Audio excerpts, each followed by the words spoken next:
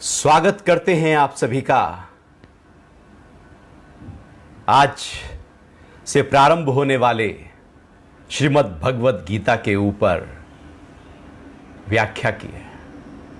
श्रीमद् भगवद गीता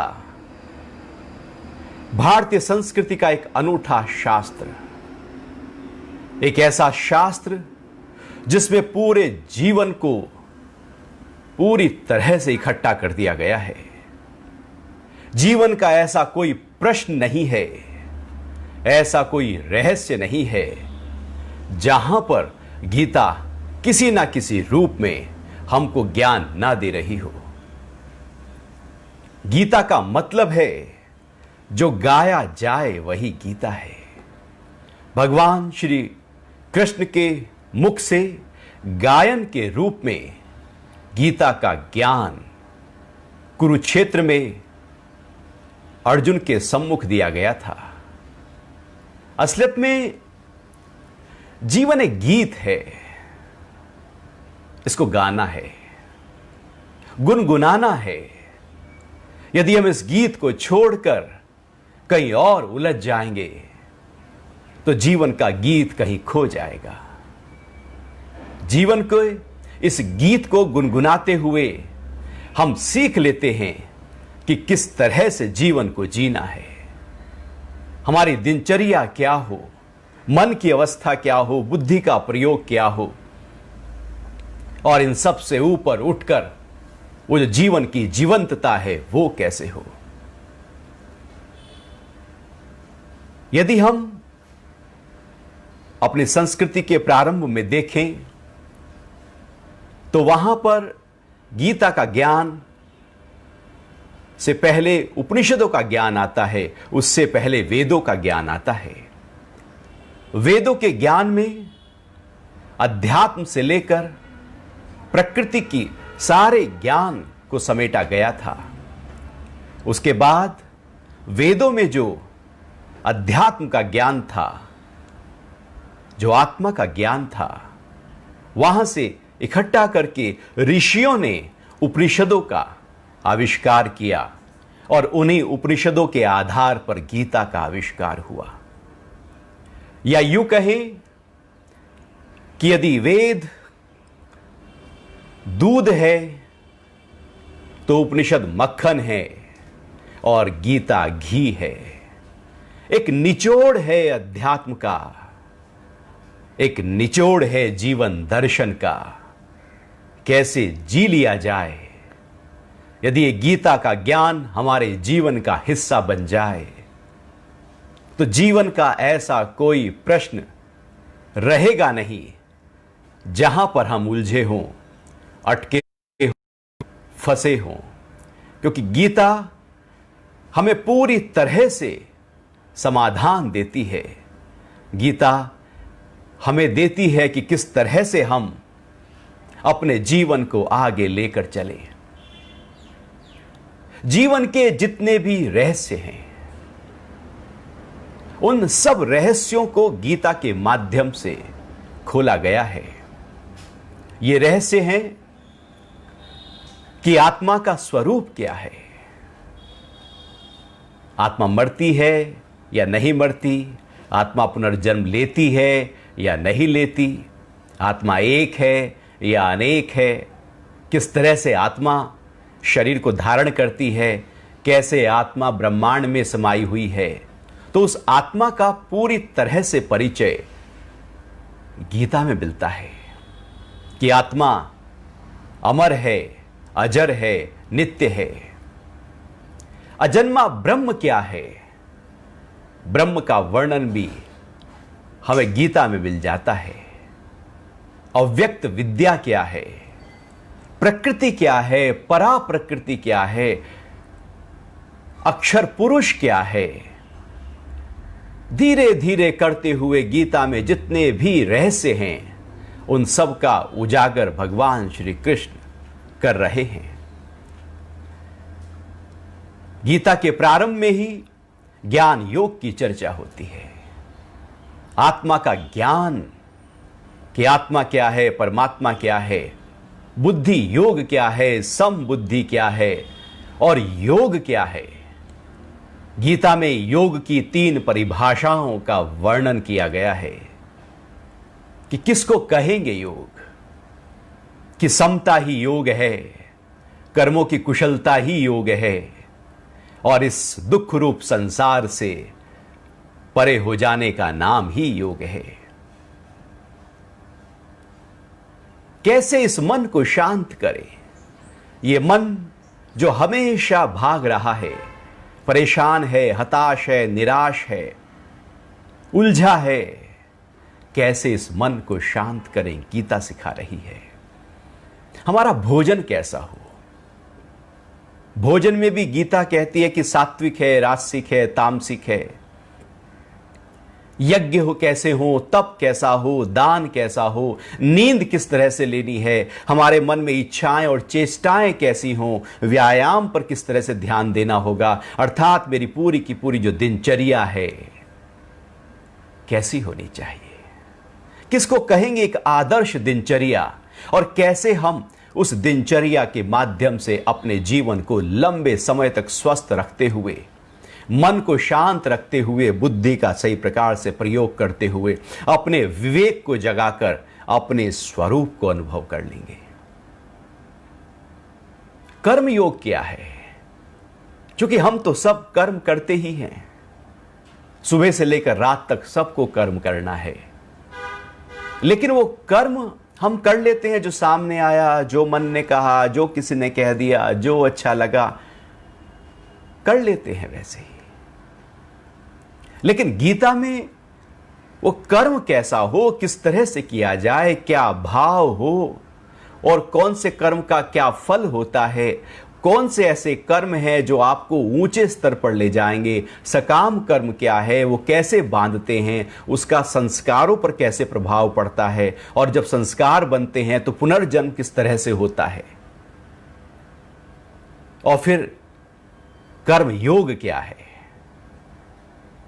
अर्थात सकाम भाव से ऊपर उठकर निष्काम भाव में किए जाने वाले कर्म कौन से हैं, किस तरह से कर्मों को किया जाए, ये गीता हमको सिखा रही है। क्योंकि कर्म तो हम कर लेते हैं, लेकिन करने का तरीका ही ना पता हो तो फिर तो कर्म करना ही बांध लेगा, और अधिकतर हमारे जीवन की सारी उलझनें हमारे कर्मों पे ही खड़ी होती हैं। कुछ गलत कर्म जब कर लिए जाते हैं, गलत भाव से कर लिए जाते हैं, गलत तरीके से कर लिए जाते हैं, गलत समय कर लिए जाते हैं, इच्छा के आधार पर कर लिए जाते हैं, तो बांध देते हैं इस जगत में, और बांध देते हैं फिर आने वाले जन्मों के लिए। पुनर्जन्म जो बहुत जगह पर पुनर्जन्म की व्याख्या नहीं है, लेकिन गीता में बहुत ही सही तरीके से उस पुनर्जन्म की बात कही गई है कि किस तरह से ये जो जीवन मिला है ये कैसे जिया जाए कि आगे जन्म ना हो, और किस तरह से जीने पर ये जो 84 लाख योनियां हैं, एक के बाद दूसरी योनि में जीव जाता रहता है, वो क्यों जाता है, बार बार क्यों जाता है, ऐसा उसके मृत्यु के समय ऐसा क्या भाव होता है जो उसको बार बार जन्म लेना होता है, और जीवन में ऐसे क्या कर्म होते हैं जो उसको जन्म लेना होता है। फिर जो कर्म होते हैं वो किस तरह से कर्म अपने फल देते हैं, और हमारे ही चित्त में हमारे जो प्राणा है उसके अंदर जाकर इंप्रेशंस के रूप में इकट्ठा हो जाते हैं। गीता हमको बता रही है, और गीता बता रही है कि किस तरह से प्रकृति, ये पूरा ब्रह्मांड बना है, कैसे ये ब्रह्मांड पूरी के पूरा जो हमें दिखता है वो प्रारंभ में किस तरह से, किन रूपों में, कौन से ऐसे 24 तत्व हैं जिन तत्वों के आधार पर पूरे ब्रह्मांड की संरचना हुई, जीव की संरचना हुई, शरीरों की संरचना हुई, प्रकृति में पहाड़ पेड़ सब की संरचना हुई, और ऐसे कौन से 3 गुण हैं। गीता में केवल ज्ञान नहीं है, बल्कि सारा ज्ञान विज्ञान की कसौटी पर उतरा हुआ है। ऐसा कोई भी स्टेटमेंट गीता में नहीं आता जो विज्ञान के आधार पर ना हो, क्योंकि ज्ञान सहित विज्ञान है, और विज्ञान सहित गीता में 5,500 साल पहले ही सत्व, रज और तम के रूप में बता दिया था।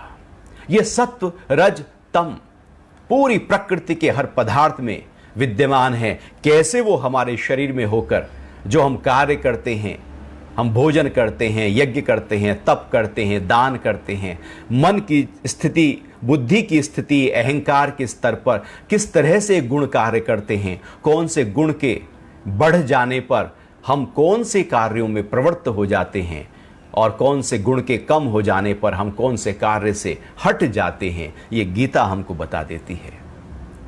गीता बता रही है कि ज्ञान की एक परंपरा है, किस तरह से परंपरा के माध्यम से ज्ञान लगातार चला रहा है। क्योंकि ये जो ज्ञान है, जो परंपरा से चला रहा है, ये कभी भी इसका नाश नहीं हो सकता। ये है और लगातार गुरु शिष्य परंपरा से ये आज तक चला रहा है। भगवान ने कहा ये अभी तक चला रहा है और आगे भी चलता ही रहेगा, क्योंकि परंपरा का मतलब ही होता है कि जो लगातार निरंतरता से चलता रहे। जैसे नदी है, गंगा है, वो परंपरा से लगातार बह रही है, सूर्य परंपरा से लगातार चमका हुआ है। ऐसे ये जो अध्यात्म का ज्ञान है, ये भी परंपरा से, गुरु शिष्य परंपरा से लगातार चला रहा है। भगवान श्री कृष्ण कहते हैं कि मुक्ति का स्वरूप क्या है, कैसे हम मुक्त हो सकते हैं। ये जो जीवन है जिसमें हम बहुत उलझे रहते हैं, फंसे रहते हैं, अटके रहते हैं, परम आनंद को प्राप्त नहीं हो पाते। थोड़ा सा सुख मिल जाता है और उसमें हम खुश हो जाते हैं, लेकिन लगातार जो सुख रह जाए, वो सुख कैसा है और वो कैसे प्राप्त हो। जीते जी हम मुक्त कैसे हो जाएं और मृत्यु के बाद भी वो मुक्ति का भाव किस तरह से हमारे अंदर लगातार बना रहे, वो गीता हमको बता रही है। गीता में भगवान और परमात्मा का जो विराट स्वरूप हो सकता है, किस तरह से परमपिता परमात्मा ने पूरे ब्रह्मांड को अपने आगोश में लिया हुआ है। भगवान श्री कृष्ण ने अपना विराट स्वरूप दिखाया है, कैसे मैं फैला हूं पूरे ब्रह्मांड में, पूरी प्रकृति को अपने अंदर समेटे हुए है। कैसे सारे जीव मेरे से ही उत्पन्न होते हैं और मुझ में ही चले जाते हैं, क्योंकि ये ब्रह्मांड सब मेरे ही अंदर है। धीरे धीरे करते हुए गीता जीवन के हर रहस्य को खोल रही है। जैसे जैसे रहस्य खुलते चले जाते हैं, वैसे वैसे हम ऊंचे स्तर पर आते चले जाते हैं। गीता केवल पढ़ लेने की बात नहीं कि गीता के श्लोक को याद करने से हम गीता के उस भाव में टिक सकते हैं। गीता तो भीतर का एक नाद है, स्पंदन है, गीत है। उसके ज्ञान को हमें समझना होगा, जानना होगा, अनुभव करना होगा। और वास्तविकता में गीता का जो अर्थ है, वो भगवान के अलावा कोई जान ही नहीं सकता। इसलिए तो गीता के बाद अनेकों टीकाएं, अनेकों व्याख्याएं गीता पर हुई हैं। सब में कुछ अलग अलग वर्णन है। क्या भगवान का क्या भाव रहा होगा, ये तो जिसने टीका लिखी है उसका भाव है। उसने जिस तरह से सोचा समझा, जिस तरह से उसकी परंपरा रही, जैसे उसने ज्ञान को प्राप्त किया, वो वैसे उसकी टीका कर रहा है। लेकिन असलियत में, वास्तविकता में गीता का सही अर्थ क्या है, वो परमात्मा के अलावा कोई और जान ही नहीं सकता। लेकिन फिर भी हम अपने ज्ञान के आधार पर उस अर्थ को, उस भाव को जितना हो सके उस रहस्य को खोलें, तो आप पाएंगे हम अपने भीतर की यात्रा की ओर बढ़ रहे हैं। ये रहस्य तब खुल सकते हैं जब हम अंतर्मुखी हो। गीता हमें अंतर्मुखी होना सिखाती है। गीता अपने आप में रहना सिखाती है। गीता अपने आप में प्रसन्न रहना सिखाती है। ये सिखा देती है कि जीवन को घर में रहते हुए, गृहस्थ में रहते हुए, ऑफिस के सारे कार्य करते हुए, घर परिवार की सारी जिम्मेदारियों को पूरा करते हुए कैसे आप खुश रह सकते हैं, कैसे तनाव मुक्त रह सकते हैं, कैसे निराशा, हताशा, उदासी से ऊपर उठ सकते हैं। वो क्या तरीके हैं कि सारे काम भी हो जाएं लेकिन अटके कहीं भी ना, फंसे कहीं भी ना। यदि हम गीता को अपने जीवन के साथ जोड़ते हैं तो आप पाएंगे कि जो कृष्ण है वो हमारी चेतना है, हमारी कॉन्शियसनेस है, हमारी आत्मा ही कृष्ण है। और जो हमारा मन है उलझा हुआ, थका हुआ, परेशान, हताश, उदास, वही अर्जुन है। अर्जुन हमारा मन है, कृष्ण हमारी चेतना है। मन प्रश्न लेकर आता है, उलझन लेकर आता है और अंदर से सुलझन आती है। उलझता मन है और सुलझा देते हमारा विवेक है। यदि हम मन में जीवन को जिए तो उलझे रहेंगे, यदि हम उससे ऊपर चेतना के स्तर पर अपने जीवन को जिए तो हम हमेशा सुलझे रहेंगे। क्योंकि हम यदि अपने मन को देखें तो हम मन में ही तो जी जाते हैं।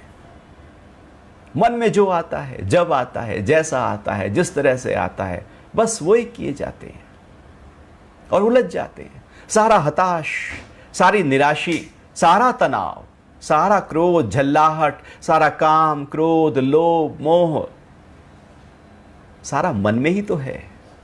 सारे झगड़े, सारा द्वेष, चाहे वो घर के झगड़े हो या बाहर के या ऑफिस का तनाव हो या किसी भी स्तर पर जो भी हम उलझ गए हैं, क्योंकि मन में खड़े हैं। जब तक हम मन में खड़े रहेंगे तब तक जीवन का आनंद आ नहीं सकता। जीवन का आनंद तो मन से परे है। मन जब अमन हो जाए, मन से ऊपर जो बुद्धि और बुद्धि से ऊपर जो विवेक है और विवेक से ऊपर जो आत्म भाव है, जितना हम ऊंचे जाते जाएंगे उतना मन के उलझन शांत होती चली जाएगी। क्योंकि ऊंचे स्तर पर जाकर ही आप निचले स्तर को सुलझा सकते हैं। मन में ही खड़े होकर मन को नहीं सुलझाया जा सकता। मन से परे जाकर ही मन को सुलझाया जा सकता है। यदि हम मन में हैं तो उलझे हैं, और गीता सिखा रही है कि मन से ऊपर उठकर अपनी चेतना में, अपनी आत्मा में, अपने कॉन्शियसनेस में आओ और फिर कॉन्शियस आपके थॉट हो और कॉन्शियस एक्शन हो। सजग हो जाओ, सुजाग हो जाओ, अवेयर हो जाओ, जागृत हो जाओ और फिर जीवन को जियो। यह गीता सिखा रही है। जितना ऊंचे स्तर पर होते हैं, जितना आत्म भाव में होते हैं, उतना हमारे कर्म हमको बांधते नहीं, उलझाते नहीं और हमको निकाल देते हैं। लगभग 5,500 साल पहले भगवान श्री कृष्ण ने अर्जुन को जो ज्ञान दिया था, आज भी वही ज्यों का त्यों उतना ही सार्थक है जितना उस समय था। क्योंकि मन थोड़ी बदला है, मनुष्य थोड़ी बदले हैं। पहले भी काम वासना थी, आज भी है। क्रोध पहले भी हुआ करता था, आज भी है। लोभ उस समय भी था। दुर्योधन चाहता था कि सारा साम्राज्य मेरा ही हो जाए, लोभ आज भी है। पहले भी भाई भाई में झगड़ते थे, आज भी हम घर घर में भाई भाई में झगड़ते हैं। उस समय भी मोह में लोग रहते थे और केवल अपने वालों को ही देखते थे, धृतराष्ट्र की तरह कि मेरे ही पुत्रों का उद्धार हो, उनका ही साम्राज्य बढ़े। आज भी यही होता है कि हम भी केवल अपने मोह में आकर केवल अपने ही वालों को देखते हैं। जो विकार तब थे वही आज है। राग तब भी था, द्वेष आज भी है, तब भी द्वेष था। ऐसा कोई विकार नहीं कि पहले थोड़ा ज्यादा रहता हो और अब कम हो गया हो, या पहले कम हो और अब ज्यादा हो गया हो। मानव मन हमेशा से ज्यों का त्यों ही रहा है। और महत्वपूर्ण बात तो गीता के अंदर यह दर्शाती है कि भगवान श्री कृष्ण रथ चलाते हैं और अर्जुन पीछे बैठते हैं। कृष्ण का मतलब है कॉन्शियसनेस और अर्जुन का मतलब है मन। अर्थात हमारे जीवन में हमारे सारे कर्म तब हो जब हमारी कॉन्शियसनेस जागी हो, जागृत होकर कर्म करने हैं। क्योंकि मन तो सोया है, मन तो बेहोश है। मन में होश थोड़ी है। मन में तो आलस्य है, मन में तो निराशा है, मन में तो विकार हैं। और मनमत होकर जब हमारे जीवन की यात्रा रथ हाँका जाएगा तो आप उलझेंगे, आप फंसेंगे, अटकेंगे, कभी भी जीत नहीं पाएंगे इस जीवन की यात्रा में, क्योंकि मन हमारे रथ को हाँक रहा है। जब हमारा जीवन का रथ हमारे कॉन्शियस एक्शन और कॉन्शियस थॉट के माध्यम से आत्म भाव में होकर हम मन को पीछे रखते हुए, आत्म भाव को आगे रखते हुए, मन को पीछे विवेक को आगे रखते हुए, बेहोशी को पीछे होश को आगे रखते हुए जब जीवन की यात्रा को आगे लेकर जाएंगे तो आप देखिएगा कभी भी हम अटकेंगे नहीं, कभी भी हम फंसेंगे नहीं। लेकिन हम क्या करते हैं कि मन को आगे कर देते हैं और विवेक को पीछे कर देते हैं। मन में जो आता है वो करते हैं। लेकिन गीता का जो आधार है वो यही है कि कृष्ण आपके जीवन का संचालन करे, मन को पीछे बैठा कर रखे। गीता में 18 अध्याय हैं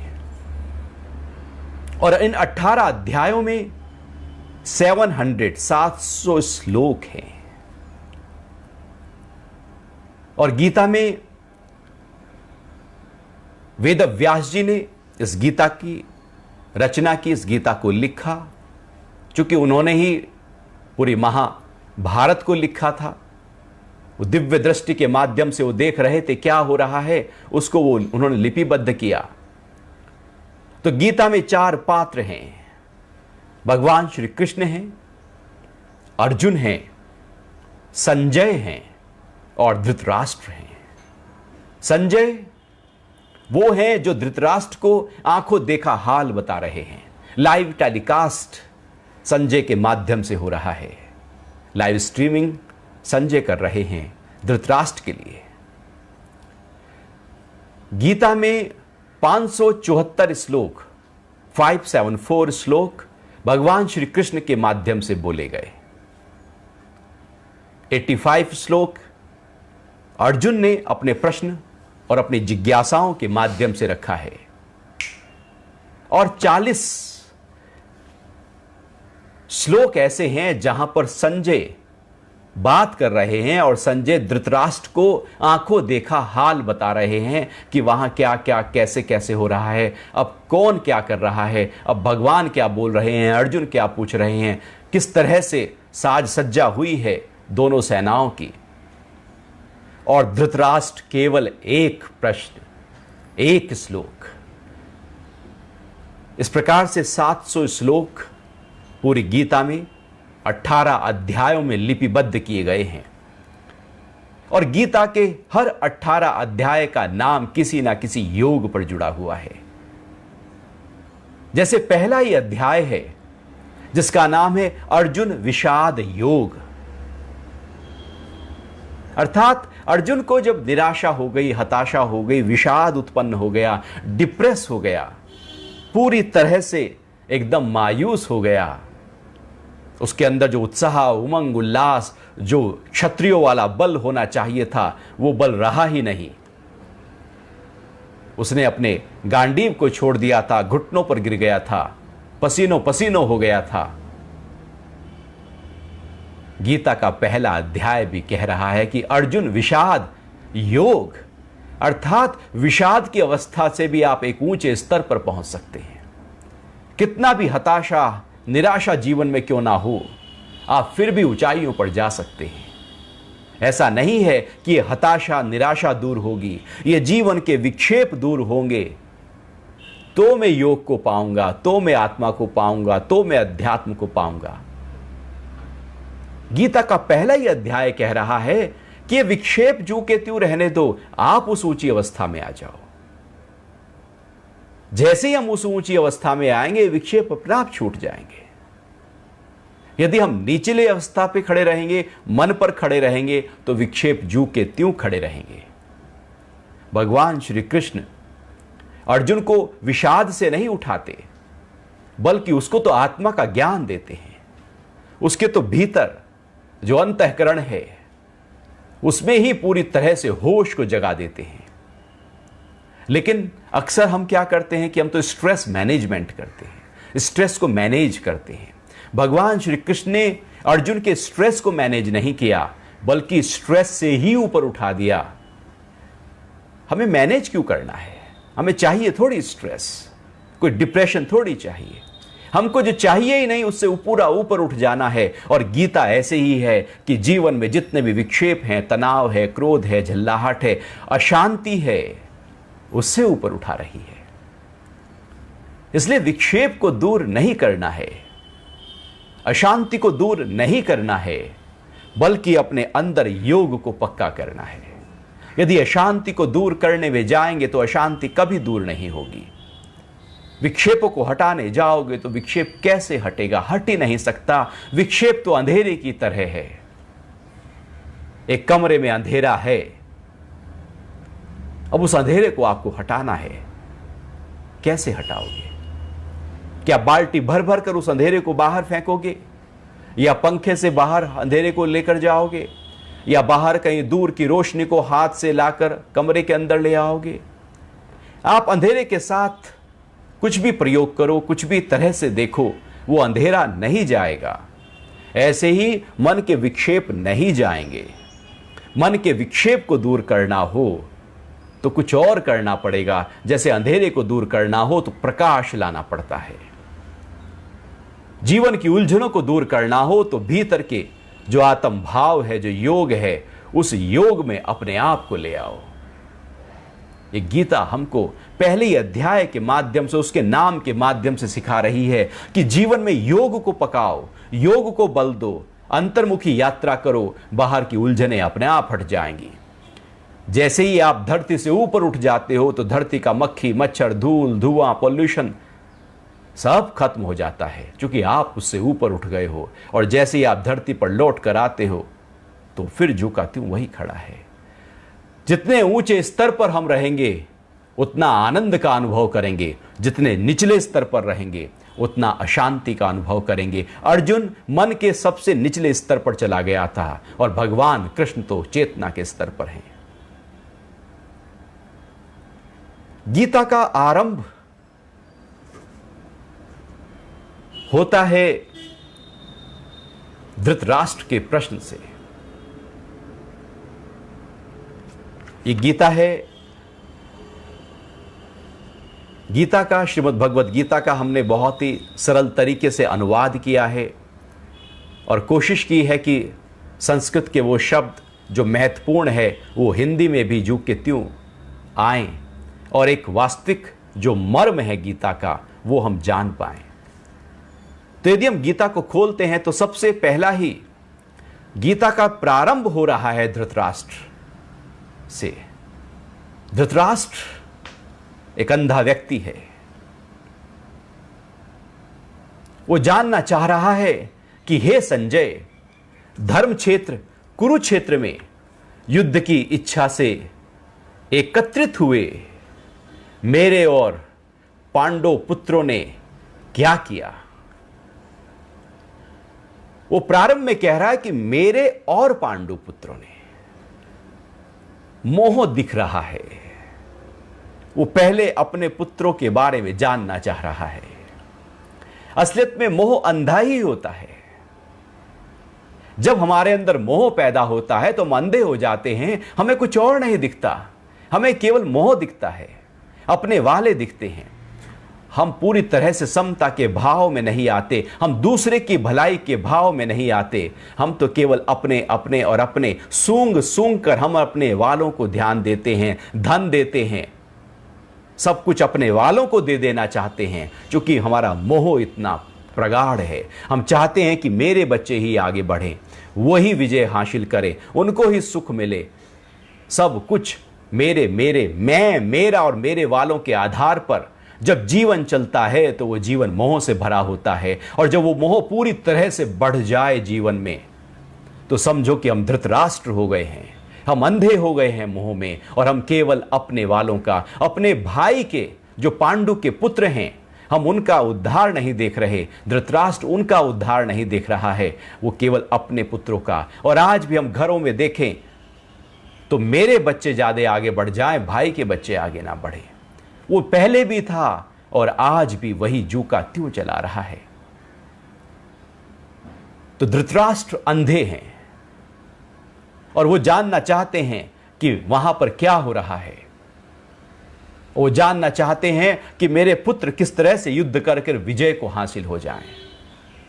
क्योंकि जरूरी नहीं है कि व्यक्ति अंधा हो तो अंदर जो है उसके जो विकार हैं वो खत्म हो जाएं, वासनाएं खत्म हो जाएं, काम क्रोध लोभ मोह खत्म हो जाए, चूंकि देख नहीं रहा है।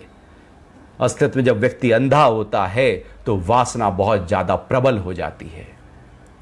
खुली आंखों वाला व्यक्ति फिर भी काफी हद तक उस अंतरतम को अनुभव कर सकता है, लेकिन यदि उसने आंखें बंद की हैं तो वो मोह और काम क्रोध लोभ मोह में ज्यादा अटक जाएगा।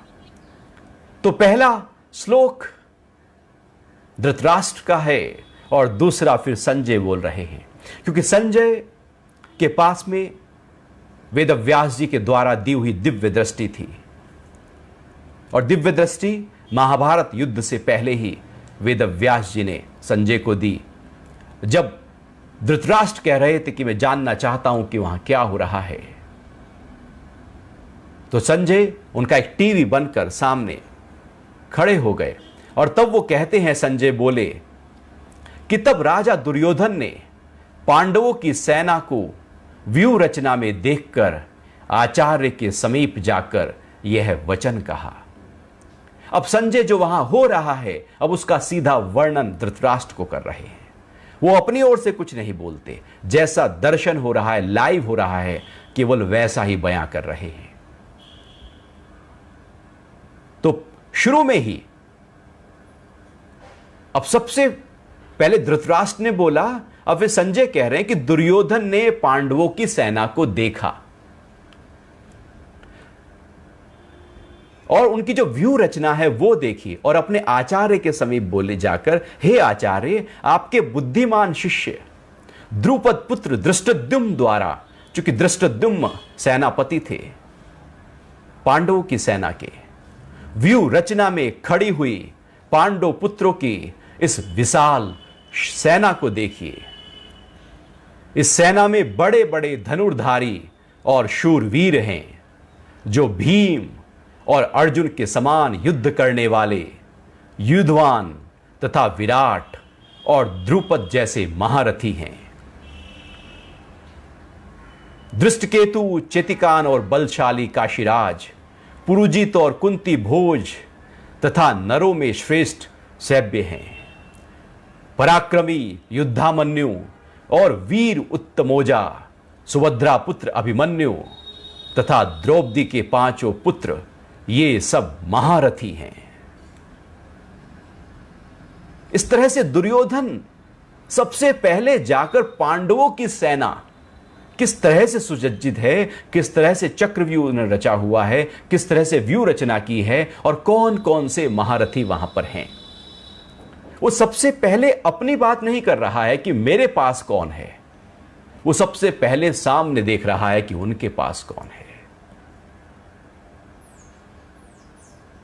यह एक बहुत ही महत्वपूर्ण पक्ष है गीता के प्रारंभ का, कि दुर्योधन देख रहा है कि सामने कौन है, अर्थात सबसे पहले जो शत्रु सेना है उसका बलाबल लिया जाता है, वहां कौन कौन है और अपने आप और उनके द्वारा हमारा बल कितना है, उनका बल कितना है, उसकी थाह ली जाती है। लेकिन यदि हम पहले ही अपने बल को देख लें और हम कहें कि हम बलशाली हैं, हम जीत जाएंगे, तो बात नहीं बनेगी। दुर्योधन बहुत ही बुद्धि के स्तर पर जाकर पहले सामने देखकर वो बात कर रहा है कि वाह क्या सेना रची है, उसके बाद फिर वो अपनी बात कहता है। तो यहां पर दुर्योधन का एक पराक्रम दिख रहा है, वो युद्ध में पूरी तरह से जीतना चाहता है, वो अपने आप को विजेता घोषित करने के लिए सारे उपाय कर रहा है। फिर वो आगे कह रहा है, हे ब्राह्मण श्रेष्ठ, दुर्योधन कह रहा है कि हमारी सेना में जो विशिष्ट हैं उनको भी जान लीजिए। पहले मैंने आपको बताया वहां पांडवों में कौन है, वो कह रहे हैं कि आपकी सूचना के लिए मेरी सेना के नायक हैं, मैं उनको बताता हूं। अब यहां एक बात महत्वपूर्ण और आती है कि जो दुर्योधन है वो सबसे पहले भीम का नाम लेता है पांडु पुत्रों में, वो अर्जुन का नाम नहीं ले रहा। वो अर्जुन को बहुत ज्यादा ताकतवर बलशाली योद्धा नहीं मान रहा, वो भीम को बहुत ज्यादा बल योद्धा मान रहा है। जो सबसे ज्यादा बलशाली होता है उसका नाम पहले लिया जाता है, लेकिन भीम देख रहा है कि सबसे बलशाली तो भीम, दुर्योधन देख रहा है बलशाली तो भीम है। चूंकि दुर्योधन यह देख पा रहा है कि जो बहुत ही बलशाली हैं, लेकिन बुद्धि में जो भीम है वो अर्जुन से कम है। बुद्धिमान लोग कई बार युद्ध को निर्णायक स्तर पर नहीं ले जाते, लेकिन जो बलशाली होते हैं, निडर होते हैं, निर्भय होते हैं, जो पूरी तरह से युद्ध को लड़ लेना चाहते हैं, वो दुर्योधन देख रहा है कि वो भीम है। और वो एक अनुमान के आधार पर कहना चाह रहा था कि ये भीम ही है जो आखिर तक युद्ध लड़ सकता है, ये भीम ही है जो जिताएगा या हराएगा, भीम ही है जो केंद्र में खड़ा है एक तरह से। चूंकि भीम ने ही सारे के सारे 100 के 100 पुत्र जो थे कौरवों के वो मारे हैं। वो अर्जुन को देख रहा है कि ये तो कुछ भी नहीं, मेरे भीष्म पितामह और जो गुरु द्रोणाचार्य हैं वो ही अर्जुन को परास्त कर देंगे, मेरा मित्र कर्ण ही अर्जुन को परास्त कर देगा, ये कोई बलशाली थोड़ी है, भीम है जिससे मुझे टक्कर लेनी है, इसमें अनेक हाथियों का बल है। अर्थात वो पहले से ही समझ गया था कि यदि युद्ध से कोई भागेगा, डरेगा, हताश निराश होगा तो वो अर्जुन हो सकता है, भीम नहीं हो सकता। और उसका एक अनुमान सही भी हुआ। अर्जुन का रथ से उतरकर उसका गांडीव हिलने लगा, उसके अंदर कंपन आ गया, लेकिन भीम जू का त्यों खड़ा रहा। इसलिए भीम को महत्वपूर्ण दुर्योधन ने माना। फिर आगे दुर्योधन कह रहे हैं कि आप और भीष्म, कर्ण तथा संग्राम विजेता कृपाचार्य, अश्वत्थामा, विकर्ण और सोमदत्त का पुत्र और भी ऐसे शूरवीर हैं जो मेरे लिए जीवन त्यागने को तैयार हैं। वो नाना प्रकार के शस्त्रों से सुसज्जित और युद्ध कला में चतुर हैं। भीष्म द्वारा रक्षित हमारी यह सेना अजय है, जबकि भीम द्वारा रक्षित उनकी यह सेना जीतने में सुगम है। यहां फिर वो कह रहे हैं कि भीम द्वारा रक्षित, ये नहीं कह रहे कि अर्जुन द्वारा रक्षित, क्योंकि भीष्म अपनी सेना में वो महत्वपूर्ण मान रहे हैं और दुर्योधन सामने की सेना में भीम को महत्वपूर्ण मान रहे हैं। इसलिए आप सब मोर्चों पर अपने अपने स्थानों पर स्थित रहते हुए भीष्म पितामह की सब ओर से रक्षा करें, क्योंकि दुर्योधन जानते हैं कि भीष्म पितामह यदि जिंदा हैं तो युद्ध का परिणाम हमारे पक्ष में है और भीष्म के सामने जो भी आएगा वो उसको पराजित कर देंगे। इसलिए कह रहे हैं कि चारों ओर से भीष्म को घेर लें, उनकी रक्षा करें।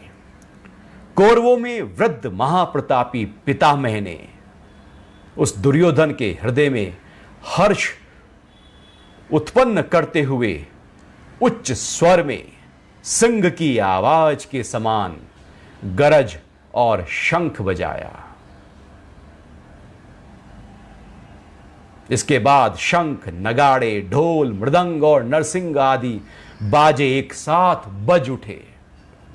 जब युद्ध किया जाता है तो बहुत आवाजें की जाती हैं। वो आवाजें व्यक्ति के अंदर उत्साह पैदा करती हैं, उल्लास पैदा करती हैं।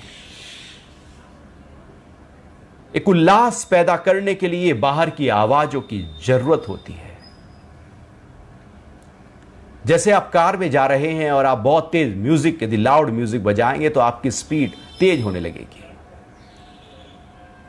जैसे हमारे यहां पर जो एक बहुत ही कुप्रथा थी, सती प्रथा, और सती प्रथा भी जब कोई सती होती थी तो उस समय पहले बहुत ढोल नगाड़े बजाए जाते थे, एक आवाज कर दी जाती थी जिससे उसका जो सोचने समझने की जो बौद्धिक स्तर है वो शांत हो जाए। बुद्धि को शांत करने के लिए बाहर की आवाजें की जाती हैं। इसलिए यदि आप क्लब में जाएंगे तो वहां पर बहुत आवाजें की जाती हैं, जिससे बौद्धि जो विवेक है, जो सोचने समझने की क्षमता है, वो कहीं शांत हो जाए और उन आवाजों में केवल मन खड़ा हो जाए। तो इसलिए युद्ध से पहले बहुत ढोल, नगाड़े, मृदंग और नरसिंह की आवाजों के माध्यम से सारी सेनाओं में उत्साह भर दिया जाता था। जो युद्ध लड़ना भी नहीं चाहते थे या अध मरे मन से जो युद्ध लड़ना चाहते थे, उनके अंदर भी उत्साह जगाया जाता था। इसलिए उससे पहले, युद्ध से पहले सेनापति स्पीच देते हैं जिससे उत्साह जगाया जाए, और यही उत्साह यहां पर अलग अलग वाद्य यंत्रों के माध्यम से जगाया गया। इसके पश्चात श्वेत घोड़ों से युक्त विशाल रथ में बैठे हुए कृष्ण और अर्जुन ने दिव्य शंख बजाए। श्री कृष्ण ने पांचजन्य शंख बजाया। हर व्यक्ति जो वहां पर है, भगवान श्री कृष्ण हैं और सब पांडु पुत्र हैं, सबके अपने अपने शंख हैं, उनका एक नाम है, और उस शंख की ध्वनि से पता लग जाता है कि शंख किसके द्वारा बजाया गया है। इतना अपूर्ण, एक तरह से अद्वितीय विज्ञान था, अद्भुत विज्ञान था कि शंख के माध्यम से पता लग जाता था, धनुष की टंकार के माध्यम से पता लग जाता था, रथ की चाप के माध्यम से पता लग जाता था कि किसका रथ आ रहा है, किसका शंख है। अर्जुन ने देवदत्त तथा भयानक कर्म करने वाले और अधिक खाने वाले भीम ने पौंड्रू नामक महाशंख बजाया।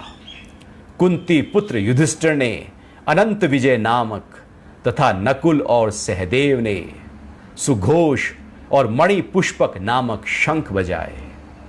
अब युद्ध का प्रारंभ हो चुका है। एक तरह से दोनों सेनाएं अपनी ओर से अपनी सेनाओं को उत्साह से भर रही हैं कि शुरुआत हो रही है। नगाड़े बज चुके हैं, विपुल बज गया है, तैयारियां हो गई हैं युद्ध की। महान धनुर्धारी काशी नरेश ने, महारथी शिखंडी ने, धृष्टद्युम्न विराट और अजय सात्विकी ने, हे पृथ्वी के स्वामी द्रुपद और द्रौपदी के पांचों पुत्रों ने तथा महाबाहु सुभद्रा पुत्र अभिमन्यु ने पृथक पृथक शंख बजाए। सबके नामों की चर्चा और उन्होंने कौन कौन से शंख बजाए हैं, अर्थात सब किस तरह से उत्साह से भरे हुए हैं। उत्साह से भरा हुआ व्यक्ति ही अपना शंख जिस तरह से बजाता है, उसके आसपास पूरे वातावरण में वो एनर्जी फ्लो वैसा ही होने लगता है। डर जाती हैं सेनाएं सामने जिधर शंख की ध्वनि होती है, और उस भयानक शब्द ने आकाश और पृथ्वी को भी गुंजाते हुए धृतराष्ट्र के पक्ष वालों के हृदय विदीर्ण कर दिए। इतना तेजी से शंख बजे पांडु सेना के कि जो दूसरे पक्ष की कौरवों की सेना थी, उनका हृदय दहलने लगा।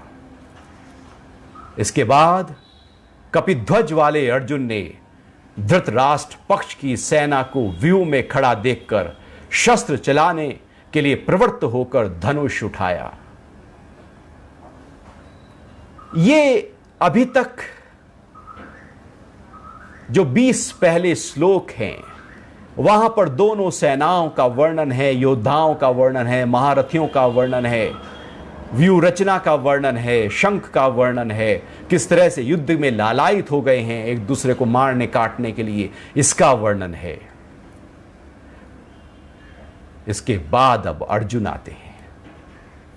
हे राजन, संजय कह रहे हैं, हे राजन, तब अर्जुन ने भगवान श्री कृष्ण से कहा कि हे अच्युत, मेरे रथ को दोनों सेनाओं के मध्य में खड़ा कर दीजिए, जिससे मैं सामने खड़े युद्ध की इच्छा वाले सब लोगों को भली भांति देख सकूं, जिनके साथ मुझे युद्ध करना है।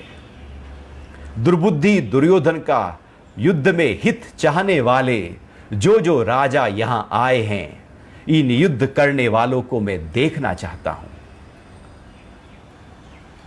फिर संजय कहते हैं, हे धृतराष्ट्र, अर्जुन द्वारा ऐसा कहे जाने पर श्री कृष्ण ने उत्तम रथ को दोनों सेनाओं के बीच में खड़ा कर दिया।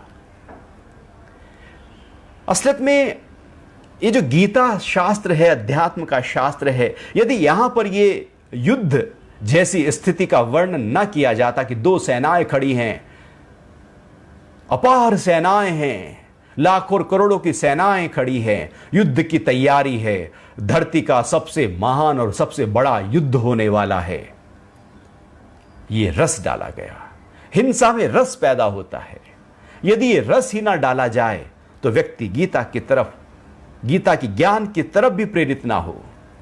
जैसे अष्टावक्र गीता है, जहां पर अष्टावक्र जी ने राजा जनक को ज्ञान दिया, पूरा बहुत ही अद्भुत ज्ञान है, आत्मा का ज्ञान है, लेकिन उसके प्रति रुचि हमारी नहीं है, क्योंकि वहां पर कोई स्टोरी नहीं, कोई कहानी नहीं, कोई युद्ध की तरह एकदम खड़े हुए सेनाएं नहीं, कोई हिंसा का भाव जगाया नहीं जा रहा है। लेकिन वेद व्यास जी ने गीता को बहुत ही अच्छे तरीके से लिखा है। जब तक युद्ध की बात ना की जाए तब तक अलर्टनेस पूरी तरह से लोगों का आता नहीं है। इसीलिए गीता सर्वमान्य हो गई, क्योंकि वहां पर पहले हिंसा दिखाई गई और उसके बाद अहिंसा का वर्णन कर दिया गया। पहले मोह दिखाया गया और उसके बाद पूरी तरह से मोह से ऊपर उठने के तरीके बता दिए गए। पहले इस तरह से मारकाट की बात कही गई और उसके बाद आत्मा की बात बता दी गई। पहले सबसे निचले स्तर की बात हुई, फिर सबसे ऊपर का स्तर बता दिया गया। एक विज्ञान है जिसके आधार पर गीता की रचना हुई, और इसलिए गीता हमारी राष्ट्रीय पुस्तक है। इसलिए तब से आज तक लगातार चली आ रही है।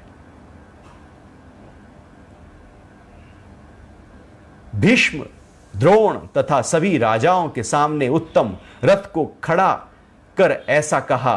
अर्जुन कह रहे हैं, हे पार्थ, यहां इकट्ठा हुए इन कौरवों को देखो। अब प्रथा पुत्र अर्जुन ने उन दोनों ही सेनाओं में स्थित ताऊ, चाचाओं, दादा, परदादाओं, आचार्यों, मामाओं, भाइयों, पुत्रों, पौत्रों, मित्रगणों को देखा। सबको, परिवार को देखा जा रहा है, आचार्य को देखा जा रहा है, और जो संबंधी हैं उनको देख रहा है। दोनों सेनाओं में ससुर और सुहृदय को भी देखा। उन उपस्थित सभी बंधुओं को देखकर वे कुंती पुत्र अर्जुन अत्यंत करुणा से भरकर शोक करते हुए बोले, हे कृष्ण, युद्ध की इच्छा से आए हुए इन स्वजनों को देखकर मेरे अंग शिथिल पड़ रहे हैं, मुख सूखा जा रहा है, शरीर कांप रहा है, रोंगटे खड़े हो रहे हैं। अब मोह जाग रहा है।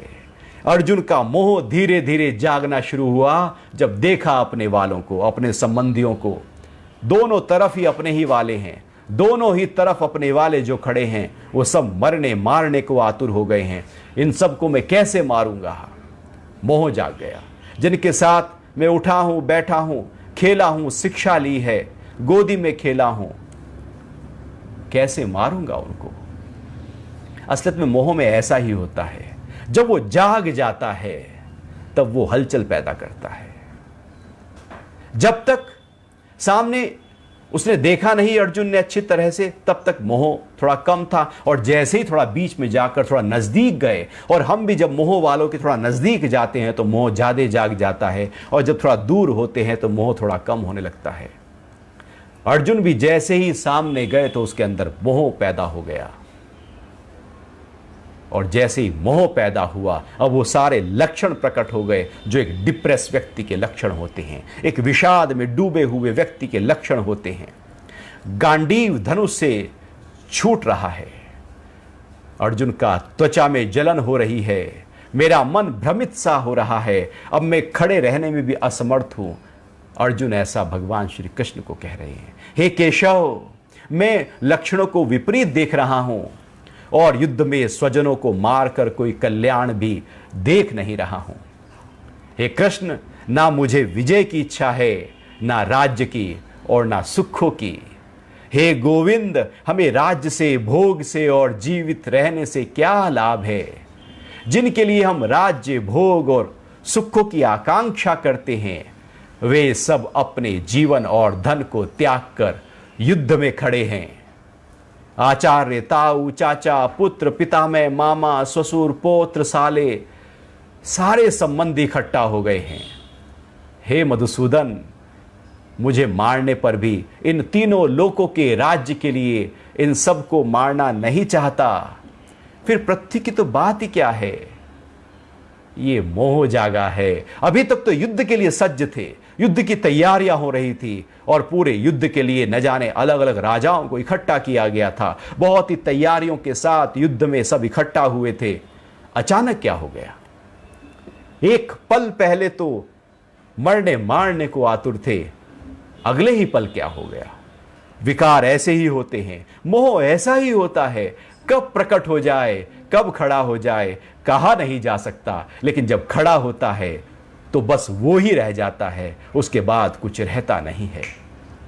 हे जनार्दन, श्लोक 36, धृतराष्ट्र के पुत्रों को मारकर हमें क्या खुशी होगी? इन सब आतताइयों की हत्या से हमें तो पाप लगेगा। अभी तक नहीं सोचा था अर्जुन ने कि पाप लगेगा। अभी तो मरने मारने की बात हो रही थी कि हम अपना राज्य वापस लेंगे। अभी ऐसा क्या हो गया? अभी उसके अंदर ये ऊंची ऊंची बातें क्यों आ गई? क्योंकि अब उसका धीरे धीरे जो बुद्धि है वो काम करना शुरू कर रही है। मोह के कारण से बुद्धि पर एक भ्रम पैदा हो गया है। हे माधव, धृतराष्ट्र के पुत्र जो मेरे ही बंधु बांधव हैं, उनको मारना मेरे लिए उचित नहीं, क्योंकि स्वजनों को मारकर हम सुखी कैसे होंगे। इस तरह से धीरे धीरे करते हुए जो अर्जुन हैं वो मोह में आ गए। उन्होंने अपना गांडीव छोड़ दिया। अब युद्ध नहीं करूंगा, ये पूरी तरह से पक्का कर लिया था निश्चय। एक पात्र तैयार हो गया था, अर्जुन तैयार हो गए थे। क्योंकि जब जीवन में बहुत हलचल आती है, बहुत ही ज्यादा उपद्रव आता है, विक्षेप आता है, वही सही समय होता है ऊंचे ज्ञान का। ऊंचा ज्ञान तभी मिल सकता है व्यक्ति जब संसार से पूरी तरह से हिल गया हो, और यदि उसको संसार में ही मजा आ रहा हो, सारे रस स्वाद ले रहा हो, सारा काम इच्छाएं पूरी हो रही हो, सब सुख भोग रहा हो, तो वो आत्मा की बात नहीं करेगा। वो जब इस संसार से विरक्त हो गया हो, पूरी तरह से यहां से हट गया हो, एक वैराग्य सा पैदा हो गया हो, अब एक सही समय होता है उस ऊंचे ज्ञान को प्राप्त करने का। और धीरे धीरे भगवान श्री कृष्ण देख रहे हैं कि अर्जुन डिप्रेस हो गए हैं। वो अर्जुन जो युद्ध के लिए लालायित थे। और फिर आगे जब अर्जुन भगवान से कहते हैं कि मैं युद्ध नहीं लड़ूंगा, अब भगवान समझ गए कि ज्ञान का सही समय आ गया। और मजे की बात यह है कि दुर्योधन पहले से ही समझ रहा था कि जो महत्वपूर्ण है वो भीम है, और यही हुआ। महत्वपूर्ण केंद्र में अर्जुन नहीं, वो तो पूरी तरह से हताश हो गया, निराश हो गया। जो बलशाली है वो भीम था, लेकिन दुर्योधन को पता ही नहीं था कि भगवान श्री कृष्ण किस तरह से अर्जुन के अंदर वो ऊंचे भाव को जगा देंगे कि जहां पहले भीम दुर्योधन को दिख रहा था, युद्ध के बाद जब देखा जाएगा तो निर्णायक जो युद्ध हुआ है वो अर्जुन के माध्यम से ही जीता गया है। और वो तब जीता गया जब भगवान श्री कृष्ण ने गीता का ज्ञान दिया। जीवन का युद्ध तब जीता जा सकता है जब हमारे अंदर ज्ञान हो, जब पूरी तरह से आत्मा के ज्ञान के साथ, विवेक के साथ अब जीवन की इस यात्रा में जो लगातार युद्ध के रूप में हमारे सामने खड़ी है, कोई ना कोई युद्ध हमारे मन में भी चल रहा है, उससे पार जाने के लिए एक ऊंचे ज्ञान की आवश्यकता होती है। भगवान श्री कृष्ण ने उसी ऊंचे ज्ञान को दूसरे अध्याय के 11वें श्लोक से देना शुरू किया है, जो आत्मा का ज्ञान है। और जब वो आत्मा का ज्ञान हमारे जीवन में उतर जाता है तो उसके बाद युद्ध कितना भी बड़ा क्यों ना हो, हम इस तरह से थॉट से क्लियर हो जाते हैं और क्लियर हो जाते हैं कि कैसे क्या करना है। विवेक जाग जाता है और उसके बाद जीवन के हर युद्ध में विजय हासिल होती है। तो इस तरह से गीता के जो पहले अध्याय में जो अर्जुन अपना पक्ष रख रहे हैं, इसके बाद थोड़े और श्लोक आते हैं और फिर दूसरे अध्याय से भगवान श्री कृष्ण गीता का ज्ञान, जो वास्तविक ज्ञान है, जो अमर है, अजर है, जो नित्य है, सनातन है और एक जैसा लगातार हर पीढ़ी दर पीढ़ी चला रहा है, जो पापों का नाश करने वाला है, मुक्त कर देने वाला है, उस ज्ञान की चर्चा हम आगे आने वाले सेशंस में प्रारंभ करेंगे। आज के लिए इतना ही रखते हैं। हरि ओम।